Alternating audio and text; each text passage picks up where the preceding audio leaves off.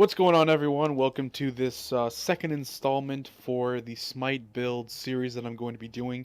If you haven't checked out the first video, it's about builds for supports, and of course, this is all relating to late Season 3 in Smite. The last video I talked about, different builds for Guardians, which ones I think work well in the dual lane. I'm going to do the same thing for Hunters. I really want to go over several builds. The main two I want to talk about, of course, are going to be for ability hunters and basic attack hunters, but I also want to talk about magical ADCs. So with that, we'll go into it. I don't want to take too much time on this, and we'll talk about first the Transcendence start. Really, if you're looking at this build, this is what the build is. It's not much different from what Season 2 was, but I do want to talk about other items that you might incorporate into it if you are looking to go for something a little different, because there are a lot of variances. I base this off of what hunters do in ranked and pro play. Not as much casuals, because in casuals you can really do whatever you want. But that's really what I'm looking for. Izanami, for instance, is an ability hunter. Her ultimate does a lot of damage. Her two can chunk. Her one is also good too. You could argue that that is a basic attack buff, so you might want to build like attack speed crit. But the truth is that crit doesn't work better on her than other gods, even though she has the double hits with her boomerangs. A lot of people think that it might, but any item that procs on basic attacks actually will only proc once. You cannot double proc an item with her basic attacks, because that would be completely broken. So it's a good thing that they did that, but because her ultimate and her two do so much damage, she really is an ability-based hunter, in my opinion. I think the basic attacks are just kind of there as this extra thing. So this isn't very different, of course, as I said, keeping in mind that the Odyssey patch just came out yesterday, or they released it. It hasn't actually been in the game. That'll be next Tuesday, I believe. But the boots have all been changed. Ninja Tabi boots, Talaria boots, reinforced shoes and reinforced greaves, and focus boots. Those are all the boots that have been changed in this last patch. So with the Ninja Tabi boots, you may start incorporating that into your build. They increase the attack speed from 15 to 20%, and they also added 100 extra mana. So what people might be doing now with the new boots, is they might just not rush Transcendence right away. They might go right into Ninja Tabi for the 100 extra mana, and then they'll go Transcendence second. I think that might be an actually pretty good start. You'll be set on mana for sure. It will also maybe help those basic attack hunters with their mana. So I'll be interested to see how people do work with the new Ninja Tabi boots. But for now, we're gonna stick with Warrior Tabi, and I believe that this will still be a great pair of boots to use. I don't think people are just gonna go all in on Ninja Tabi at all. So charge Morningstar, the first item that you get when you start, and then you can get 3 mana and 3 health. Then you're going to finish off Transcendence right away. Make sure that when you're in lane, the first time that you go out, that you have 1,400 gold before you back, because that's how much it costs to finish Transcendence. After that, you're going to go into Warrior Tabi boots. Every hunter, every assassin, every warrior should be buying Warrior Tabi boots, at least right now. Itch of All is another item that was very popular in Season 2. For most of Season 2, people were not using it, because a lot of people just went straight into Aussie. And then, of course, there's a whole throwing dagger craze. And if you were an ability-based hunter, you just went like Aussie Shin size, or just Shin size, and that's really all you did. Now, Itch of All is going back, giving you that like mid-game curve that you're looking for, giving you the extra penetration on your basic attacks and also your abilities, but also giving you that 30% attack speed right off the mid game is huge. So I really think Itch of All is a key item. Aussie is really the only lifesteal item you should be looking at for ability hunters. Soul Eater is too expensive.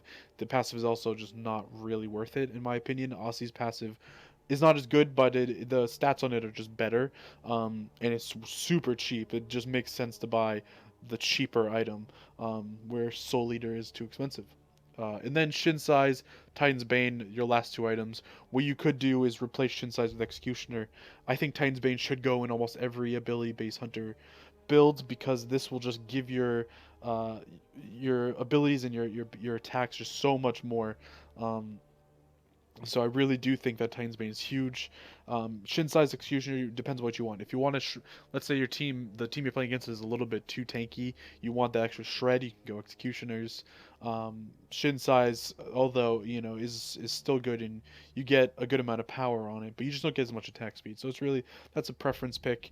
Another thing that you could do if you would want maybe anti-healing or if you want the to destroy towers, you could go for the Crusher Brawler's Beatstick, but I don't really think those are super popular at the moment. So that's Transcendence Hunters. Pretty, pretty normal build. I didn't want to spend too much time on this because I think people know it, but maybe people weren't sure that they were going right. Like builds are seriously right where they were at the end of season 2. That's where they are in season 3 right now for Transcendence. It's a little boring in my opinion, but it just really is the best way to do it. Um, so that's for Transcendence Hunters. We're gonna go into Apollo for basic attack hunters. This shouldn't surprise anyone either.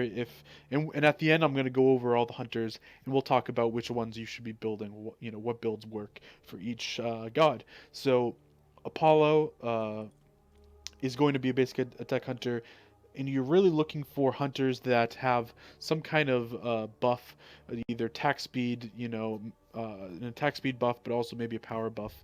So Apollo, Artemis, and we'll go over that after, like I said. So Death Toll boots. Death Toll will give you that good amount of sustain as a starter item. It just makes sense. You'll notice that Transcendence Hunters do not use starter items. For boots, you're going to want to Warrior Tabite, but that might change. Ninja Tabite might come into the meta with the extra 100 mana, and I do think that I really think basic attack hunters need a lot of mana early, because they have extra attack speed in their kit does not mean that they're not going to use their other abilities. And so having a med on your support is huge, and having the right amount of potions is also good. And with the Death Toll boots 1 start, you can get more pots than a Transcendence Hunter, so that actually helps. You could go like 5 mana, 3 health, or 4 and 4. I think 4 and 4 works well with hunters. War Tabai is going to be your boots. Dev's Gauntlet is going to be next. That should not be anything new. If you're a hunter, this is really what you need because you're gaining those stacks for the lifesteal. Great early to mid game item, and it's also not too expensive. Again, Itch of All I think is a key item for any hunter right now. I really do think that the next item that you should get is probably Itch of All. I do see some people go crit right after Dev's Glove. They will go right into Deathbringer. Jing Wei, I think, is one of those characters that can go right into the crit um, after Dev's Glove. So that really depends. If you're going to build crit, I think you would want to have that kind of early item. Poison Star, in my opinion, is not very good. You don't really need to get it. Doesn't give you enough. I mean, there's so many other crit items that just give you more. Another thing you could do if you're looking to go crit is go devs right into Rage, because that will increase the probability that you get a critical attack. Um, but I don't really like crit at the moment. I don't think we're kind of in a crit meta. I think Jing Wei, maybe Rom, even Rom, like not so much crit, more pen. I think it just makes sense. So go into Ichival, go into Shinsai's, uh, Titan's Bane, and then Executioner. I think Executioner is actually very big.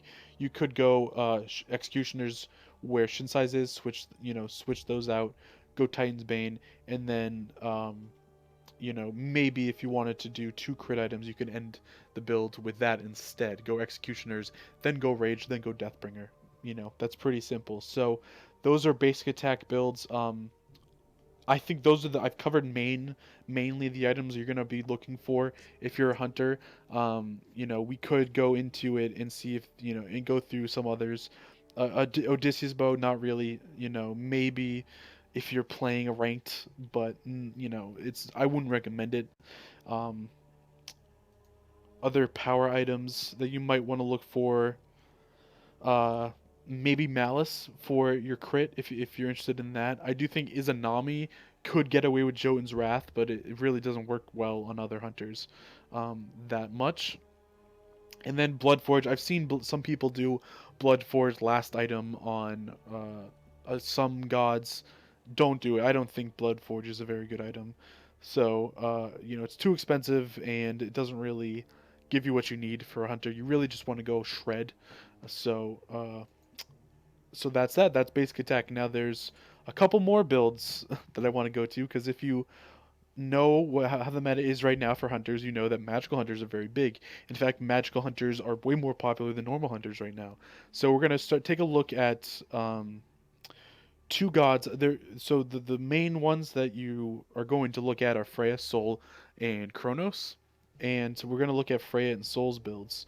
So Freya, if you're a Freya player, you know this builds. All Freya players know what the build is. Um, the start I have Vampiric Shroud into the Ancient Blade, which is the tier one for Hasten Fatalis. That's just to get to rush Hasten Fatalis a little bit because I do think it's good to rush it. And then what you do after you get the tier one, then you finish off your boots. Um, Finish off the boots, and then you'll go right into finishing Haste Fatalis. It'll just save you 580 gold in the time that you're looking to get Haste Fatalis. Then you're gonna go right into Demonic Grip, very common item on Freya. Gives you that again that magical protection shred, and you're gonna get more shred with Obsidian Shard. And then a lot of people are doing Witchblade. You could potentially um, go Witchblade where Hasten Fatalis is. The only thing is Hasten Fatalis is very very big on Freya, so you'd have to do Fatalis right after. And the reason you might do this is if you're facing a team with a lot of uh, basic attackers on it, especially if there's like three. If there's three basic attackers on the enemy team, you might look into going Witchblade, that third item. And then to finish off Rav Tahuti, just to give you that extra power. By this time, your attack speed is going to be ridiculous. So you're going to be shredding. And if you're doing well, then your late game is going to be insane because she is a hyper carry. So that's Freya. That's Freya's build. Not much variants on that, to be honest. And then Soul's build, you can do different things with Soul if you'd like, but this is the build that I've been seeing, and I think this is a great build. You have Vampiric Shroud, boots 1, go right off, finish the boots right away, and then you go into Dynasty Plate Helm. This is great because it gives you the power, the penetration, but it also gives you that physical protection, which helps a lot in those early stages when you're in the dual lane. If you're facing a physical hunter, it just makes sense to have that. If you're not facing a physical, if you're facing another magical hunter, you might look to go something else. But just keep in mind that objectives, towers, creeps, they all do physical damage, so it still will help you. And it's cheap, so it's just a great item for Soul just to be a little bit safer in that dual lane. And then after that, you're gonna want to go into some kind of lifesteal item probably because she has the basic attacks. If you didn't know, abilities don't do as much lifesteal because if something hits more enemies, the game doesn't want you to get like all the lifesteal that is possible. So they actually reduce it to I think 33%. Um, so the Izanami, for instance, when you build lifesteal in Izanami, she does 33% lifesteal if her basic attack hits multiple enemies. So that's something to keep in mind. Soul, however, because she has the passive that gives her more quicker basic attacks, she actually can get more lifesteal, more worth from an item like Pythagorean's Piece.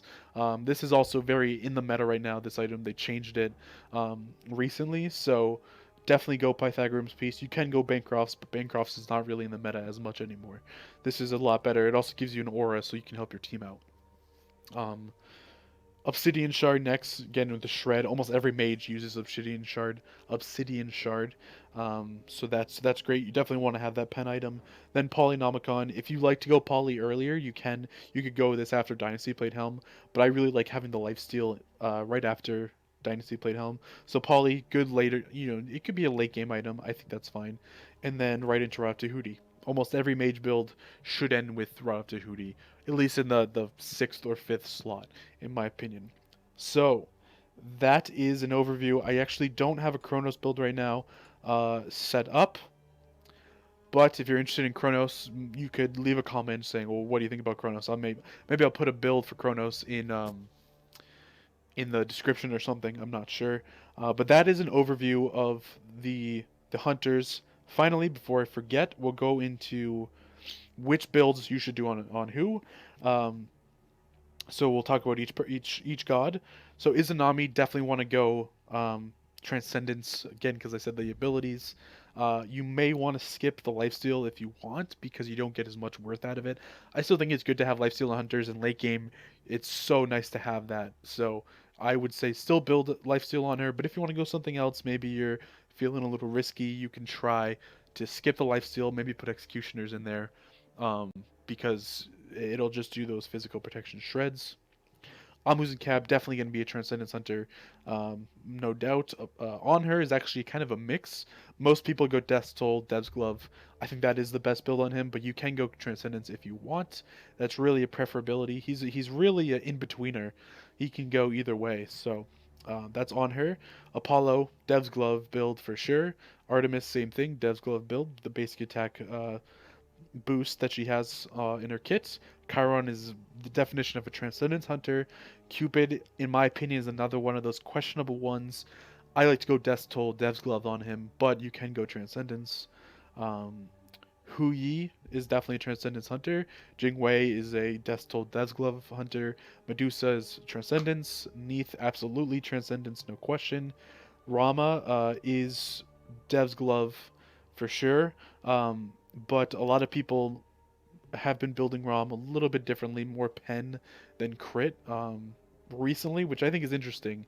And this is obviously coming from watching like Funballer play him, Zapman, other people in the SPL. They seem to be going more penetration when normally I figured Rama would be like a crit hunter. But he is definitely Dev's Glove hunter. Scotty Transcendence, Uller 100% Transcendence, Shibalanke also is Transcendence.